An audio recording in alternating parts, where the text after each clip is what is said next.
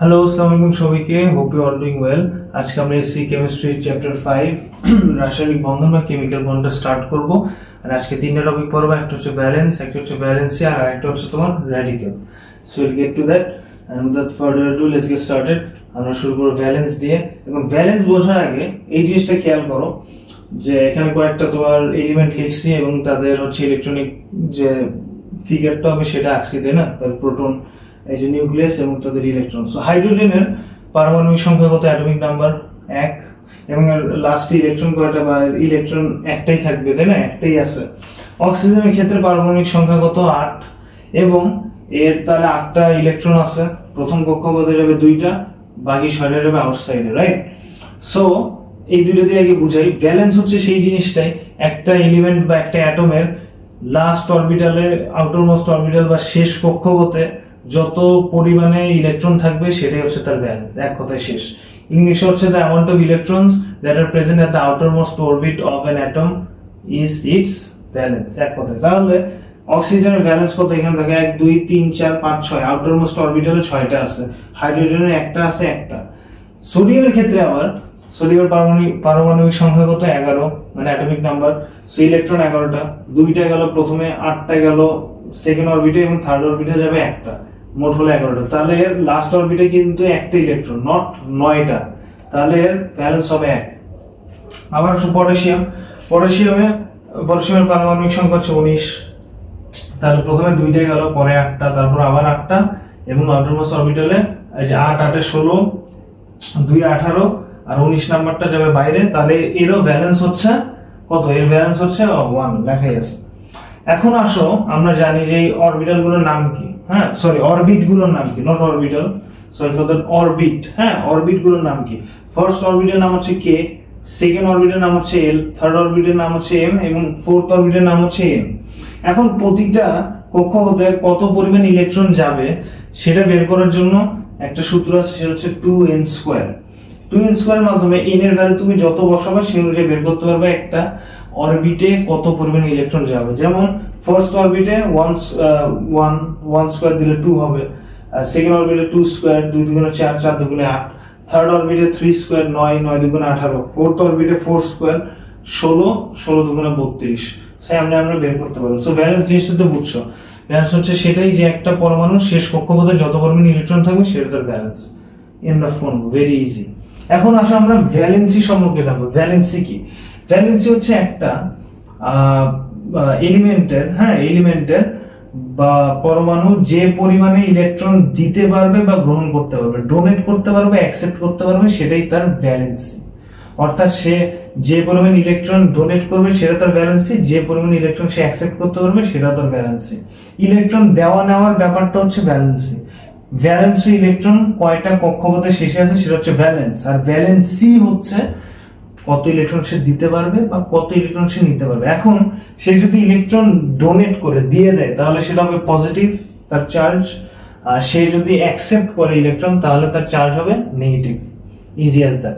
এখন আসো যে আমরা জানবো যে কি কারণে ভ্যালেন্সি জিনিসটা দরকার। ধরো আমরা তো হাইড্রোক্লোরিক অ্যাসিড চিনি, সোডিয়াম ক্লোরাইড চিনি। হাইড্রোক্লোরিক অ্যাসিড কোথায় আছে? আমাদের পেটে মেইনলি আছে, তাই না? স্টমাকের মধ্যে। আর সোডিয়াম ক্লোরাইড তো আমরা সল্ট হিসেবে ইউজ করি। সো এই দুটো দিয়ে এক্সাম্পল দেই। সো সোডিয়ামের ক্ষেত্রে দেখো, সোডিয়ামের ইলেকট্রন তোমার কয়টা? 11টা, রাইট? পারমাণবিক সংখ্যা 11। সো ইলেকট্রন কনফিগারেশন যদি দেখি বা আমাদের ফিগারটা, 2টি ইলেকট্রন গেল, 8টি ইলেকট্রন, যেহেতু ওই যে ওখানে এলে যায়, 8টি ইলেকট্রন গেল, থার্ড অরবিটে একটা ইলেকট্রন গেছে, রাইট? এখন পৃথিবীতে সবাই কি চায়? স্টেবল হতে চায় না? এই যে যত পরমাণু দেখতেছো, অ্যাটমস, মলিকিউলস, এলিমেন্টস, কম্পাউন্ড, এরা সবাই চায় স্টেবল হতে। কম্পাউন্ড ফর্ম করি মেইনলি কিন্তু স্টেবল হওয়ার জন্য। যৌগিক কম্পাউন্ড ফর্ম করে কিন্তু তোমার স্টেবল হওয়ার জন্য। সো এখানে কি সোডিয়াম তোমার স্টেবল আছে? সোডিয়াম কিন্তু স্টেবল নাই, কারণ এর চারদিক দিয়ে যদি আরো 8টি ইলেকট্রন থাকতো, এবং পটাশিয়ামের 8টি ইলেকট্রন আছে, বাট ওর যে সোডিয়ামের মধ্যে একটা আছে, এখানে স্টেবল না। ধরো যদি 8টি ইলেকট্রন থাকতো বাইরে দিয়ে, তাহলে আমরা কি তাকে স্টেবল বলতে পারতাম? স্টেবল বলতে পারতাম, ঠিক আছে, বলতে পারতাম। আচ্ছা, এবার আসো ক্লোরিন। ক্লোরিনের পারমাণবিক সংখ্যা কত? 17। আর এর অ্যাটমিক নাম্বার কত, সরি ইলেকট্রন নাম্বার হচ্ছে 17, তাই না? পারমাণবিক নাম্বার 17 মানে কি প্রোটন 17 ইলেকট্রন 17। সো এর প্রথম অরবিটে 2টি ইলেকট্রন গেল, সেকেন্ড অরবিটে 2 4 6 8 8টা গেল, তাহলে 8 2 এ 10 হইল, বাকি থেকে 7টা ইলেকট্রন। সো 2টা গেল 16টা, একটা 17টা। এটা কি স্টেবল?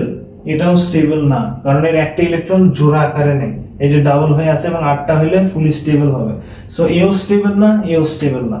স্টেবল হওয়ার জন্য এখানে কি করা যায় একটু থিঙ্ক করো তো, সেখান থেকে আমরা ভ্যালেন্সি জিনিসটা বের করতে পারবো। স্টেবল হতে গেলে এখানে যেটা লাগবে, এই যদি এর এই একটা ইলেকট্রন, ঠিক আছে, এই একটা ইলেকট্রন সে দিয়ে দেয়, মানে ছেড়ে দেয়, তার এই কক্ষপথ থেকে এই কক্ষপথ আর নাই, গন, সে এখন এটা হয়ে গেছে। এটা কি? এটা হচ্ছে সোডিয়াম প্লাস। আর এ কি করবে? এই একটা ইলেকট্রন নিয়ে নিবে।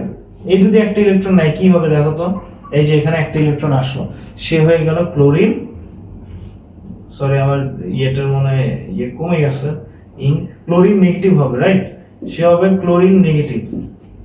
এর কারণ হচ্ছে একটা ইলেকট্রন সে গ্রহণ করছে, এক্সট্রা একটা ইলেকট্রন থাকলো, তাহলে অবভিয়াসলি নেগেটিভ হবে, আর সোডিয়াম হয়ে গেল প্লাস। এই কারণে তোমার ভ্যালেন্সি জিনিসটা আসছে, যে সোডিয়াম প্লাস হলো কারণ একটা ইলেকট্রন দিয়ে দিছে, এবং দিয়ে দেওয়ার কারণে কি হলো দেখো, 2টা 8টা, যে 8টা ফুলফিল হয়ে গেছে, স্টেবল হয়ে গেছে। ক্লোরিনের ক্ষেত্রে 2টা হলো 8টা হলো, এবং লাস্ট অরবিটে 8টা আছে, তাহলে ক্লোরিন নেগেটিভ হলেও কিন্তু স্টেবল হয়ে গেছে। স্টেবিলিটির জন্য তোমার ভ্যালেন্সি লাগে। So this is Y positive হয়, নেগেটিভ হয়, ভ্যালেন্সি জিনিসটা কাজ করে। এখন আসো লেটেন্ট ভ্যালেন্সি। কিছু কিছু জিনিসের ক্ষেত্রে দেখা যায় ভ্যালেন্সি 2টা থাকে, কিছু কিছু এলিমেন্টের ক্ষেত্রে, যেমন ফেরাম, আয়রন। হ্যাঁ, আয়রনের ক্ষেত্রে ভ্যালেন্সি কয়টা আছে জানো? 2 প্লাস আছে, আবার 3 প্লাসও আছে। কপারের ক্ষেত্রে আছে 2 plus 3 plus, sorry 1 plus 2 plus. হ্যাঁ, 1 প্লাস 2 প্লাস। কেন? যেমন সিইউ, আমরা এটা তুমি দেখছো না কিনা, সিইউ 2 তৈরি করতে পারে এবং সিইউ তৈরি করতে পারে। একটা হচ্ছে কাপ্রিক অক্সাইড আর একটা হচ্ছে কপার অক্সাইড। হ্যাঁ, এটা কপার অক্সাইড 2 বলে এটাকে, এবং এটাকে কপার অক্সাইড 1 বলে। এখানে ভ্যালেন্সি কত? অক্সিজেনের ভ্যালেন্সি আমরা জানি 2 মাইনাস। হ্যাঁ, 2 মাইনাস কেন সেটাও দেখাচ্ছি। ধরো অক্সিজেনের এখানে যদি একটা ইলেকট্রন আর আরেকটা ইলেকট্রন আসে, তাহলে কি হবে? স্টেবল হবে না। 2টা 4টা 5টা 6টা, আর 2টা ইলেকট্রন আসলে 8টা হয়ে যাবে। 8টা হলে সোডিয়ামের মতো স্টেবিলিটি অর্জন করবে, বাট ওর তখন সংকেত হয়ে যাবে, সংকেতের উপরে একটা 2 নেগেটিভ আসবে, রাইট? এটাই হবে। সো এখানে 2 নেগেটিভ, তাহলে এটাকে অবভিয়াসলি 2 প্লাস হতে হবে কপারকে। কপার যদি 2 প্লাস হয়, কপার যদি 2টি ইলেকট্রন দেয় অক্সিজেনকে, তাহলে সে 2 নেগেটিভ হবে। এই জিনিসটা বুঝো, কারণ অক্সিজেন তো ইলেকট্রনটা নিবে কারো থেকে, ক্লোরিন ইলেকট্রনটা নিছে কারো থেকে। কার থেকে? সোডিয়াম থেকে। সোডিয়াম থেকে একটা ইলেকট্রন নিয়ে ক্লোরিন হইছে, হয়ে এরা দুইজন মিলে কি তৈরি করছে বলতো? সোডিয়াম ক্লোরাইড তৈরি করছে। এটা তো বুঝো, সল্ট। হাইড্রোজেন ক্লোরাইডের ক্ষেত্রে হাইড্রোজেন একটা দিয়ে কি হয়ে যাবে? হাইড্রোজেন একটা প্রোটন হয়ে যাবে, কারণ কোনো ইলেকট্রন থাকবে না, আর ক্লোরিন হয়ে যাবে নেগেটিভ, হাইড্রোক্লোরিক অ্যাসিড তৈরি করবে। এটার ক্ষেত্রেও কপার ওর আউটার অরবিট থেকে 2টি ইলেকট্রন দিয়ে দিবে, অক্সিজেন 2টা নিবে, নিয়ে কি করবে? এখানে জাস্ট ডাবল ফর্ম করবে, 2টা ইলেকট্রন যাবে, অর্থাৎ এটা যদি অক্সিজেন ধরি 1 2 3 4 5 6 7 8 9 10, এই যে এই 6টা ছিল, রাইট? 6টা ছিল, মানে এই যে এখানে 2টা ছিল, এখানে একটা ছিল, এখানে একটা ছিল। এর এই 2টা ইলেকট্রন এখানে একটা যুক্ত হইছে এবং এখানে একটা যুক্ত হইছে, এই 2টা ইলেকট্রন যুক্ত হইছে, তাহলে এটা কি? অবভিয়াসলি O2 মাইনাস হবে। আর কপার যেহেতু 2টা দিয়ে দিয়েছে, তাহলে কপার 2 প্লাস হবে।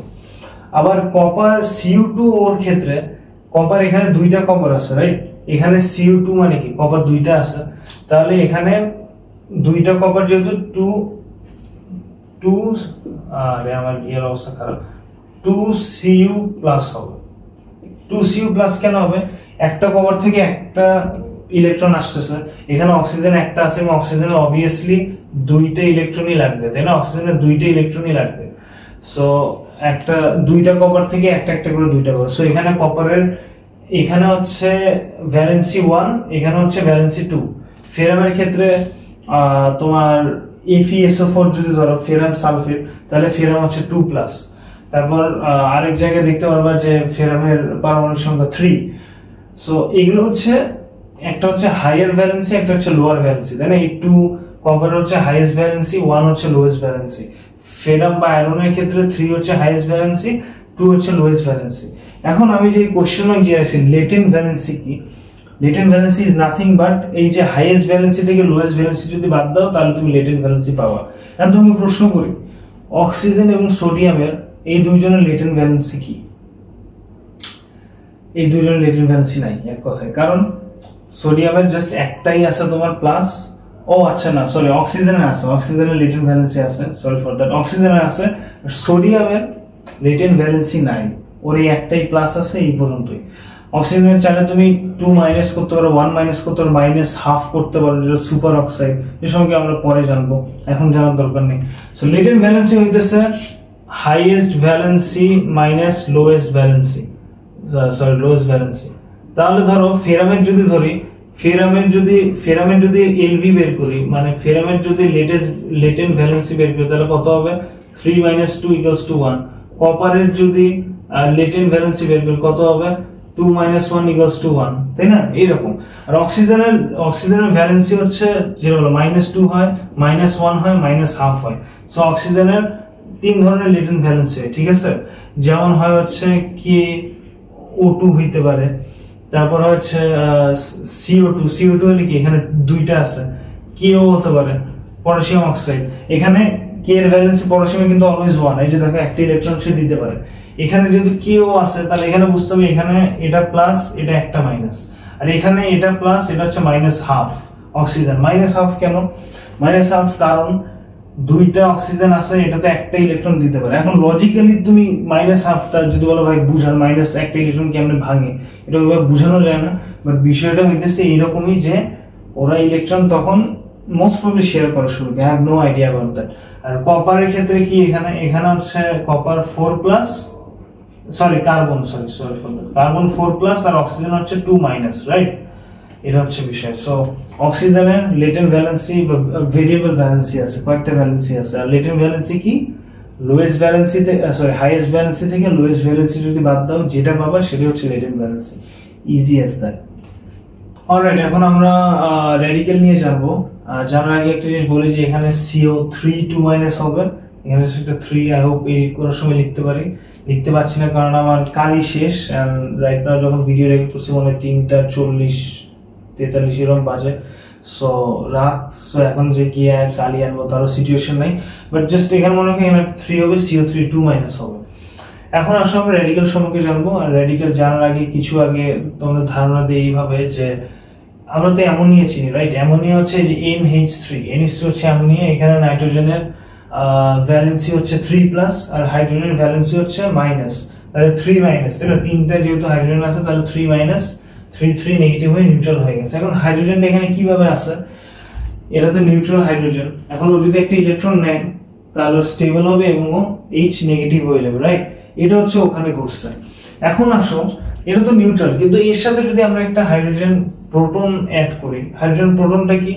ওই যে ওই ইলেকট্রনটা যদি তুমি তুলে ফেলো, ওই ইলেকট্রনটা যদি তুমি ডোনেট করে ফেলো, তাহলে যেটা পাবো সেটা হচ্ছে হাইড্রোজেন প্রোটন। যেমন HCl এর ক্ষেত্রে কি হয়? ক্লোরিন হাইড্রোজেন একটা ইলেকট্রন নিয়ে নেয়, হাইড্রোজেন একটা প্রোটন হয়ে যায়। প্রোটন বলতে জাস্ট নিউক্লিয়াসটাই আছে, প্রোটন আছে, নিউট্রন আছে। নিউট্রন তো neutral, so proton just positive, ওইটাই থাকবে। এখন এই যে এই হাইড্রোজেনটাতে যুক্ত হবে, এই যুক্ত হইলে কিন্তু এর কোনো ক্ষতি কিছুই হবে না, কারণ NH3 তো NH3 এর মতোই আছে, প্লাসটা যুক্ত হয়েছে। এবং এই যুক্ত হওয়াটা হচ্ছে এক ধরনের অযথা টাইপের বিষয়। এই ওয়ার্ডটা মনে রাখবে, অযথা, কারণ দরকার ছিল না। যুক্ত হয় কেন? যুক্ত হয় কারণ এই যে অ্যামোনিয়া আছে, এই যে কার্বন ডাইঅক্সাইড আছে, এরা হচ্ছে হাইলি রিঅ্যাক্টিভ থাকে। এবং হাইলি রিঅ্যাক্টিভ হয় কি কারণে? একটা জিনিস রিঅ্যাক্টিভ কখন হয়? আমরা যখন রেগে যাই তখন রিঅ্যাক্টিভ হয়ে যায় না? রেগে মনে করো যে রক্ত টকবক করা শুরু করে, তখন রিঅ্যাক্টিভ হয়ে যায়, বা যখন খাই তখন শক্তি পাই, এরকম রিঅ্যাক্টিভ হয়ে যায়। সো এরা রিঅ্যাক্টিভ হয়, ধরো যদি তুমি প্রেসার দাও বা ইউভি রে দিয়ে অ্যাটাক করো, তখন তারা রিঅ্যাক্টিভ হয়ে যায়, তারা এনার্জি পায়, তখন তারা আরো খাই আরো চায়, তখন ওরা এই যে এরকম প্রোটন যুক্ত করে ফেলে। সো এটা হচ্ছে অ্যামোনিয়া। এর তোমার হচ্ছে এদেরও আবার ভ্যালেন্সি আছে এখানে দেখো প্লাস আছে, মাইনাস আছে, প্লাস মাইনাস অনেক কিছু আছে। সো এরাও পজিটিভ নেগেটিভ ভ্যালেন্সির মধ্যেই পড়ে।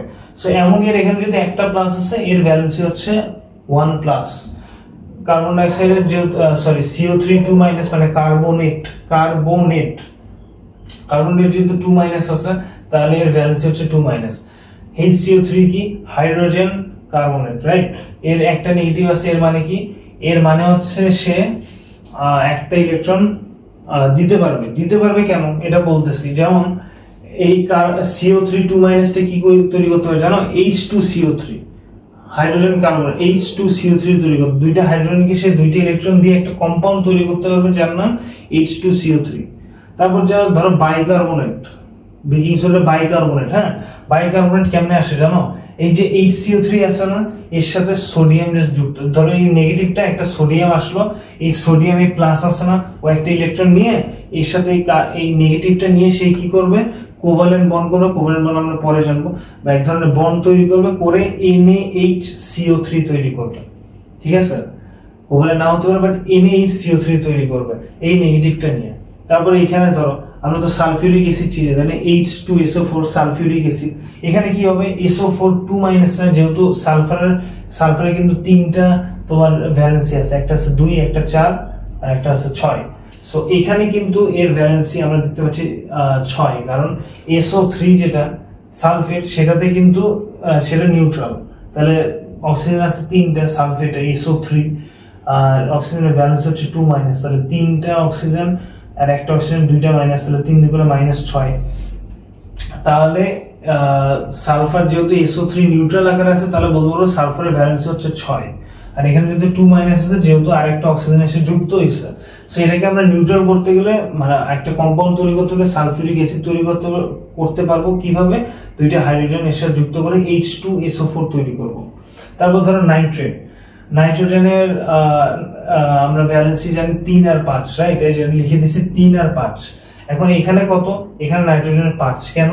কারণ 3 × 6টা, অক্সিজেন যেহেতু 3টা 2- ওই যে সালফেটের মতো 3 × 6টা আছে, 6টা, এখানে নাইট্রোজেন একটা আছে, তাহলে আর এখানে একটা মাইনাস আছে। তার মানে তোমার বুঝতে হবে যে নাইট্রোজেন 5, যেহেতু 5টা ফুলফিল করার পরে একটা ইলেকট্রন কিন্তু থেকে যায়, যেহেতু অক্সিজেন 6টা এর ভ্যালেন্সি হবে, যেহেতু 3টা আছে, আর নাইট্রোজেনের 5+, তাহলে 5+ 5টা ইলেকট্রনকে নিউট্রাল করার পরে একটা ইলেকট্রন থেকে যায়, সেটা মাইনাস আকারে আছে। এখন আমরা এর থেকে হাইড্রোজেন নাইট্রেট তৈরি করতে পারবো যদি একটা হাইড্রোজেন এখানে যুক্ত করি, পারবো না? তবে এখানে HNO2 যুক্ত করতে পারবে। এখানে আবার নাইট্রোজেনের ভ্যালেন্সি কিন্তু 3, কারণ অক্সিজেন 2টা, 2 × 4, কিন্তু এখানে নাইট্রোজেন কত আছে? নাইট্রোজেন ভ্যালেন্সি 3 হওয়ার কারণে একটা ইলেকট্রন, 3টা অক্সিজেনের ভ্যালেন্সি ঠেকাইলো, বাট একটা ইলেকট্রন তো থেকে গেল, সেই ইলেকট্রনটা এখানে মাইনাস আসলো। সেটাকে আমরা কি করতে পারি? হাইড্রোজেন HNO2 তৈরি করতে পারি একটা হাইড্রোজেন প্লাস যুক্ত করে। আর OH এর ক্ষেত্রে এটাকে কি বলে? হাইড্রক্সিল বলে, তাই না? Hydroxide ion. সো এটার ক্ষেত্রে কি হয়? অক্সিজেন যেহেতু হচ্ছে তোমার, এখানে আমরা ওয়াটার তৈরি করতে পারবো কিভাবে? এটা থিঙ্ক করো, অক্সিজেনের ভ্যালেন্স হচ্ছে 2-, হাইড্রোজেনের কত? 1+। সো একটা হাইড্রোজেন আছে, একটা অক্সিজেনের ইলেকট্রনকে সে নিউট্রাল করলো, বাট আরেকটা অক্সিজেনের ইলেকট্রন থেকে গেল, যেটা এখানে মাইনাস আকারে আছে। সেটাকে নিউট্রাল করতে কি লাগবে? সে নিউট্রাল করতে আরেকটা হাইড্রোজেন নিতে পারি বা সোডিয়াম নিতে পারি। সো এইরকম, মানে যাদের ভ্যালেন্সি 1। সো এখানে আমরা যদি H নেই, তাহলে কি হবে? ওয়াটার তৈরি করবে, H2O। So this is pretty much it. Hope করি তোমরা বুঝছো রেডিক্যালটা। মনে রাখবো অযথা এই জিনিসটা হচ্ছে জাস্ট মানে হুদাই টাইপের একটা জিনিস, যে এরা তো নিউট্রাল থাকতে চায়, বাট এই ধরনের জিনিস কেন তৈরি করে? ওই যে অতিরিক্ত প্রেসার বা অতিরিক্ত এনার্জি পাইলে তো ওদের তোমার স্টেবিলিটি থাকে না, তাই না? ধরো তোমার মধ্যে যদি অতিরিক্ত সুগার চলে যায়, ধরো তুমি অতিরিক্ত চিনি খাচ্ছ, তাহলে কি তোমার আরো এনার্জি বাড়বে না? তোমার আরো কাজ করতে মন যাবে, মানে গা মনে হবে যে মানে কাজ না করলে তোমার গা ঠিক থাকতেছে না, এরকম বিষয় না। সো ওরা যখন ইউভির মাধ্যমে এনার্জি পায় বা তুমি প্রেসার দিয়ে হিট দিয়ে এনার্জি বাড়াবে, তখন ওরা এরকম কম্পাউন্ড তৈরি করবে যাদের আমরা বলি রেডিক্যাল। এবং এই রেডিক্যাল ইম্পর্টেন্ট কেন? যেগুলো বললাম, যে বিভিন্ন কম্পাউন্ড তৈরি করে, H2CO3 তৈরি করে, এখানে H2CO3 তৈরি করতে পারবে, এখানে H2SO4 সালফিউরিক অ্যাসিড তৈরি করতে পারবে, এখানে NaHCO3 তৈরি করতে পারবে, সোডিয়াম বাইকার্বনেট তৈরি করতে পারবে, H2CO3 তৈরি করতে পারবে, এখানে HNO3 তৈরি করতে পারবে নাইট্রেট, এখানে HNO2 তৈরি করতে পারবে, এখানে H2O ওয়াটার তৈরি করতে পারবে। সো অবভিয়াসলি এগুলো গুরুত্বও আছে, হ্যাঁ, এগুলো ইম্পর্টেন্ট, এবং এগুলো তৈরি করছে ওই কারণে, কারণ এগুলো আমাদের কাজে লাগে। এই হচ্ছে বিষয়। NH4NO3 তৈরি করতে পারবে এখানে। সো এরকম অনেক কিছুই তৈরি করতে পারবে এটা মিলে এরকম। সো আই হোপ তোমরা এগুলো বুঝছো হেল্প হইছো। আর আমি কালই আরেকটা কিনতে হবে আই গেস। কেনার পরে আমরা এর পরের পার্টে আমরা হচ্ছে পড়বো তোমার কেমনে কেমিক্যাল ইকুয়েশনস লেখে, রিঅ্যাকশন লেখে, ionic bond, covalent bond, octet rule, duet rule, এগুলো সম্পর্কে জানবো। সো টিল দেন তোমরা সবাই ভালো থাকো, ভালো করে পড়াশোনা করো, আর আমার জন্য দোয়া করো, আর সেফ ও সুস্থ থাকো। সবাই ভালো থাকো, আল্লাহ হাফেজ।